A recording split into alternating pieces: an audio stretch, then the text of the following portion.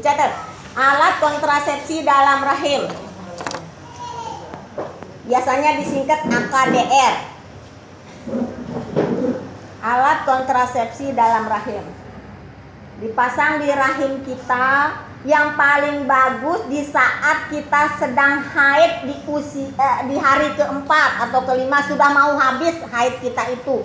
Kenapa? Karena rahim kita masih menganga. Ya, begitu juga makanya kenapa ibu bilang kasih konseling di saat masih dari hamil. Bu, besok kalau mau melahirkan di mana? Oh, di Puskesmas Makarang Kaliwah. Mau pakai alat kontrasepsi apa? Tanya dia dulu. Dia umur berapa? Misalnya dia berumur di bawah 20 tahun seperti Najla kemarin. Mana ini yang bawa Harya?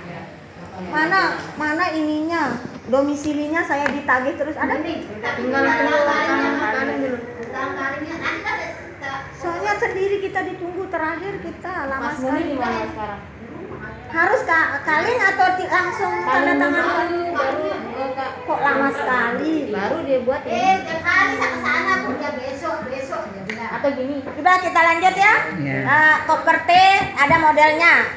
Ayudi tadi ya dipasang di dalam rahim, paling bagus di saat dia sedang haid hari keempat kelima, pokoknya mau habis haidnya itu ya sayang ya.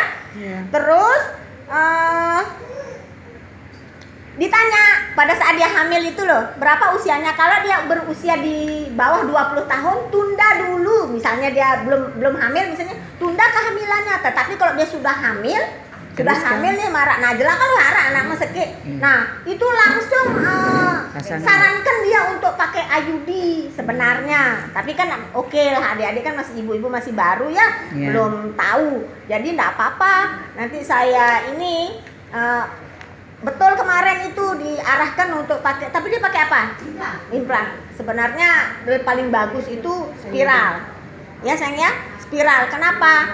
Karena kalau implan itu hormonal, sama dia dengan pil dan suntik. Ada yang nggak berani katanya Bu. Makanya itu karena dia ketidaktahuan, makanya dia kenapa tidak berani. Kenapa makanya sekarang saya berikan ilmu-ilmunya semua sama kader supaya tahu, supaya pasien itu yakin gitu loh.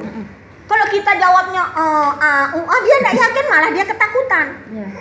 Buktinya setelah saya di sana kita kasih konseling, dia mau.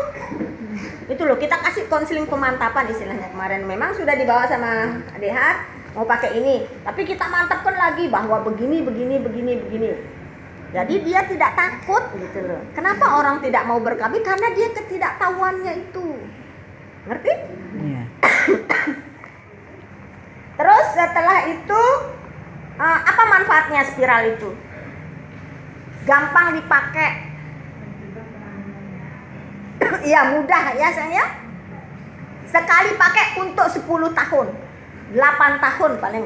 8. Dulu ada yang 5 tahun. Sekarang 8 sampai 10 tahun. Sekali pakai. Coba sih dia bersuntik. Hilang 3 bulan. Ketuk. Kalau ada waktu. Kalau saat itu kita punya waktu, kita sehat. Contoh terlalu begawi ke Lombok Tengah. Suntik kita lihat Karang Kaliwah. Telang dia. Sudah waktunya ini mau suntik. Lupa sih dia. Lupa. Sudah lewat 2 hari, dia 2 hari sejelur, bau sih dia bertiang. Bobol. Iya. Bisa. Saya sudah tepat, enggak bisa. Enggak bisa. Laki-laki bisa enggak suami sih dia bilang, besok bisa enggak? Enggak bisa. Nyari dia, dan kita seorang muslim enggak boleh menolak. Iya. Dilaknat sampai pagi. Enggak tahu kalau agama Hindu, boleh enggak nolak kalau suami minta? Dengar Sama. Nah, patut kan? Soalnya ajaran agama kita itu sama. Cuma cara kita yang berbeda. Pasti ingin kebaikan. Mana ada agama maling. Ya, enggak ada. Ya.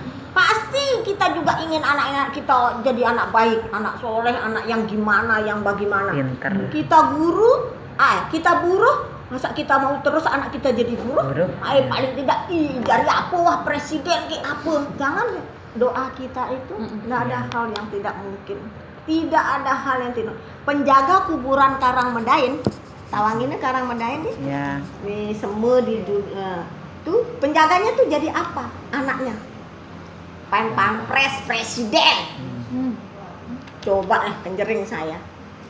Inaknya kan hanya bersihin kuburan. Iya. Kalau pengasih kita lah istilahnya, kita datang kasih. Sekarang yang ada administrasinya, bawa ke kita kuburan, Sampai 10 tahun. bayar sekian, petak sekian bayar. Zaman naik apa? Nyapu, kita kasih ya, bawain kita air, baru kita kasih. Paling 5 kali mau kasih orang. Udah. 5.000, 10.000 maksimal sudah itu. Tapi apa? Itu berkahnya orang tua loh. Kita sebagai orang tua ini yang berdoa pada anak kita. Tidak ada hal yang tidak mungkin. Jangan pelit mendoakan anak, mendoakan suami, mendoakan keluarga, mendoakan. Bukan sombong. Saya itu dari pertama saya doakan orang tua saya yang sudah meninggal, terus ibu bapak yang masih hidup, terus suami saya sebut namanya. Saya kirim Al-Fatihah untuk ini. Apalah untuk suami saya sebut namanya Agus Hakim, buat anak saya Dian Enggal. Saya sebut satu-satu semua. Tanya jangan sholatnya, assalamualaikum, saut dong. Jangan. Assalamualaikum pegang HP itu. Sama kayak anak kita ya sebagai orang tua. Tahu enggak kalau anaknya enggak minta sepatu saya sobek, begitu juga Allah. Kalau kita enggak minta, Mana dia dibeli? enggak butuh. Ya. Kalau kita nangis meminta, insya Allah. Saya rasakan itu semua. Saya dulu tinggal di Kekale, di tanah besar, dikasih mertua 10 ari di atas tanah. Terus di sana saya berdoa, ya Allah, berikan saya rumah yang besar supaya bisa ibadah. Setelah itu kasih saya mobil supaya bisa kemana. Ya benar, demi Allah itu doa saya di saat saya baru punya anak satu tuh. Saya PLKB Sakratinggung dulu. Saya ya. Terus itu yang kedua, yang ketiga baru saya lihat Mekah. Setelah itu sudah ke Mekah. Nah, tidak ada yang saya minta itu saat itu, lupa dah saya dengan doa saya. Tapi tiap hari rutin di sana pada saat saya di Kekali, DTN Kekali di tengah sawah loh saya. Masuk ke rumah saya itu pakai pematang segini. Nah, segini deh. Kalau terpleset nyemplung udah sawah kiri, sawah kanan. Nah, tanah saya yang sebelah arah itu ditanamin jambu, mangga, buah-buahan, jadi saya tidak pernah beli sayur. Saya hanya beli tempe, ikan laut, tahu, kayak gitu. Kalau kos-kosan. Nah, kayak gitu. Begitu saya pindah ke Ringgege waktu terjadi apa Mbak? Yang kerusuhan Kristen sama Islam tuh ribet tuh. Suami saya lagi tugas di Sumbawa, saya cewek-cewek ini, kocet-kocet anak saya cewek. Saya enggak tahu apa-apa, taruh rumahnya di tengah sawah. Enggak tahu apa kejadian di luar tuh, saya enggak tahu orang ribut itu, saya enggak tahu.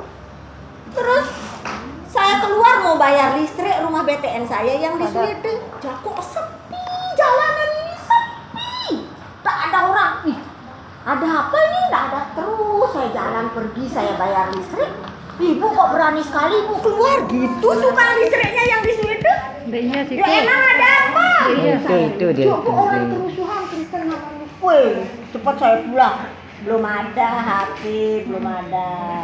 Masih suami saya pakai pinjar, masih telepon lokal. Lari saya ke rumah ibu saya. Di rumah ibu saya ada telepon karena ayah saya pulang mewah lah, mau telepon mau nani kadang tahu selaku kado. Pulang nggak telepon suami saya. Pak, gini saya cerita. Ya jangan keluar.